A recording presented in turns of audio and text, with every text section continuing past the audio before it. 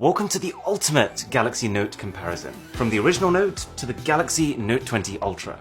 So the very first Note in 2011 was a real WTF moment. The packaging is pretty standard for 2011, because, at this time phones were still seen as tools as opposed to items of luxury. Just simple things inside, like a micro USB cable and of course a removable battery.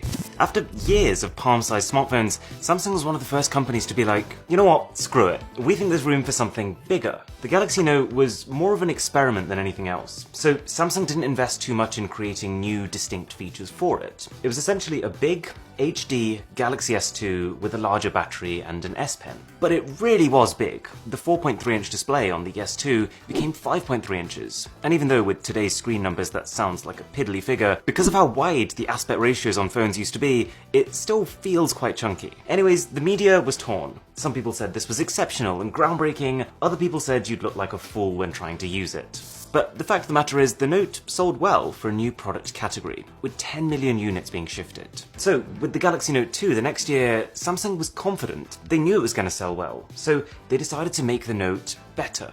The box looks basically the same, to be honest. The phone first, made of plastic just like the first Note, with accessories underneath. The Note 2 took the Pebble-inspired design language of the Galaxy S3 released earlier that year, but this time, as well as sizing up their S-series phone, the Note overclocked the chipset from 1.4 GHz to 1.6 GHz, and they doubled the RAM to 2 GB instead of 1. This was quite a lot of RAM. Also, I would say that it was with this phone that the S Pen became more than a stylus. AirView allowed you to peek inside folders, and you could now select an area and take a screenshot of just that. Something about the Note 2 really appealed to me.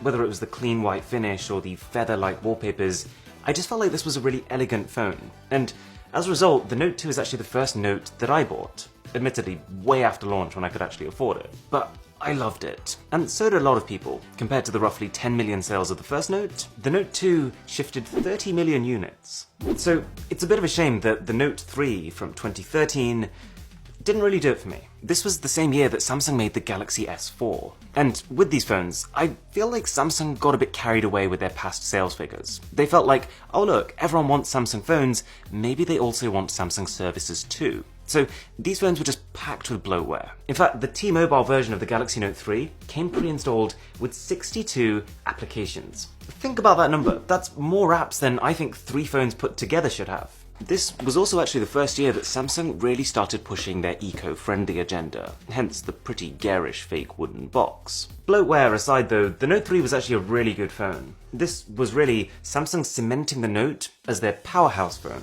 It was one of the first phones with 4K video recording. It had 3 gigs of RAM instead of 2 for the Galaxy S4, and they'd even fully upgraded the chipset from that phone. Plus, the catalogue of features from this S Pen just kept growing. You could already take screenshots with it on the last phone, but now you could scribble all over them, and the stylus became a more suitable alternative to typing, with better handwriting recognition and integration with the rest of the software. Now, the 2014 Galaxy Note 4 is a phone that I would say I almost forgot about. The Note 4 stuck with a very similar body and 5.7-inch screen size to the Note 3, and I guess just because of how externally similar it was, this never really stuck out to me. I will say this, it's way nicer packaging than the Note 3. They've gone white, and a much cleaner white, with a simpler design than their early white boxes. To be honest, I'm just glad that the fake wood is gone. I will say this though, I love the matte chamfers around the edges of the phone. And even though it was less visually exciting than some of the past Note phones, the Note 4 was probably the biggest jump over the S series that came before it.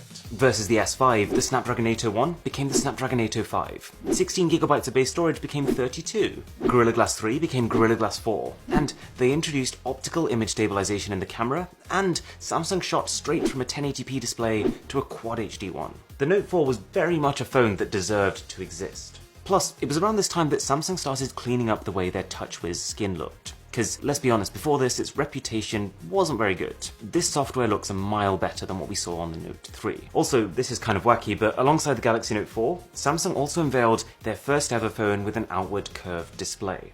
This is the Galaxy Note Edge. And I remember really wanting one of these, even if it is kind of weird because of how that curve is only on one side. 2015 was a turning point. It felt like, before this, every year the Note was becoming more and more impressive and more separate from the S series before it. But the Note 5 was an afterthought.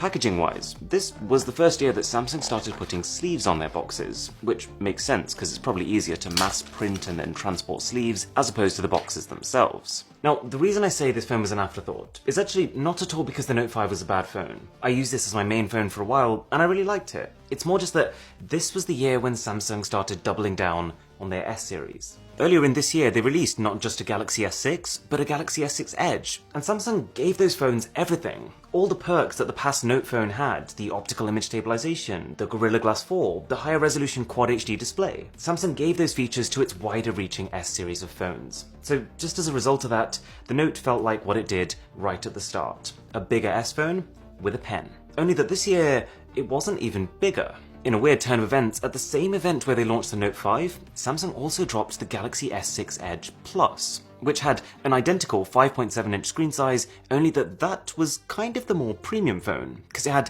the fancy new curved sides. On the bright side though, the S Pen now clicks into place within the phone, and every Samsung flagship released